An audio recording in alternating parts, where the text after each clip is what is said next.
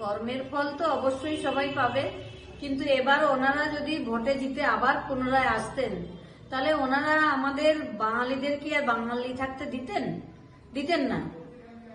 এবং আমরা কত রক্তক্ষরণ যে হতো সেটা ওনারা বুঝতেও পারছেন না। আর সোনারপুরের বাসিন্দাদের আমি ধন্যবাদ জানাই এই জন্যই যে উনি যে এখন হতাশাগ্রস্ত হয়ে ওনার ত্বকের যত্ন নিতে পারছেন না, চুলের যত্ন নিতে পারছেন না, সেই জন্য সোনারপুরের বাসিন্দারা তার ত্বকের যত্ন, তার চুলের যত্ন, চুল যাতে সিল্কি হয় সেই ব্যবস্থাটা করে দিয়েছেন। এর জন্য সোনারপুরের বাসিন্দাদেরও আমি ধন্যবাদ জানাই।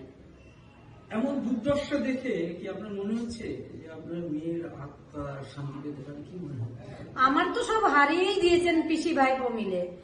এবার আমি জানি না আত্মাটা কতটা শান্তি পাবে না পাবে, কিন্তু আমার মেয়ের কোনো স্বপ্নই পূর্ণ হয়নি। সেখান থেকে আমি অন্তত একটু হলেও স্বস্তি পাচ্ছি যে ওই নবান্ন হীরক রানীকে আমি নামাতে পেরেছি। এবার আমি চুলের মুঠি ধরে ছিঁড়বো বলেছিলাম, সেই জায়গাটার দিকে আমি আরো একটু এগোচ্ছি ধাপে ধাপে।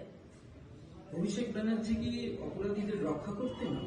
অভিষেক ব্যানার্জি কি করছেন জানি না, তবে স্বাস্থ্যমন্ত্রী ছিলেন মমতা ব্যানার্জি, উনি অপরাধীদের আড়াল করছেন সব সময়। কারণ নিজে বলেছিলেন আমি বিনীত গোয়েলের সঙ্গে রাত 2টো অবধি মিনিট টু মিনিটস কথা বলেছি।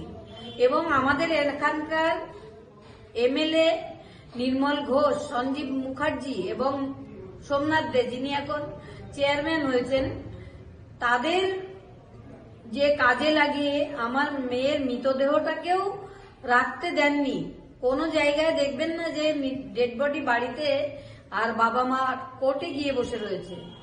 এগুলো যে হয়েছিল এটা মমতা ব্যানার্জি তখন স্বাস্থ্যমন্ত্রী ছিলেন, তার কথাতেই হয়েছিল এগুলো। তাই পাপের প্রায়শ্চিত্ত সবারই করতে হবে। আমার মেয়েটা কোনো অন্যায় করেনি, আমরা কোনো অন্যায় করিনি। ন্যায়ের পথে থেকে ধৈর্য ধরে আমি সেই দুর্নীতিগুলোকে সামনে আনতে চাই যে দুর্নীতিগুলো এখনো সামনে আসেনি।